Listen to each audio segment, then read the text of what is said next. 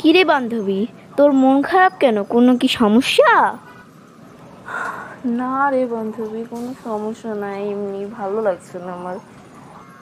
এই চল, সামনে একটু রেস্টুরেন্ট আছে, ওই রেস্টুরেন্টে গিয়ে তোকে একটা হাসির গল্প শোনাবো, শুনেই তোর মনটা ভালো হয়ে যাবে। ঠিক আছে, চল যাই। নে এখন তোকে বলি। একটা কানা আর একটা ল্যাংড়া, দুজনে বন্ধু। তারা একদিন একটা গাছের নিচে বসেছিল।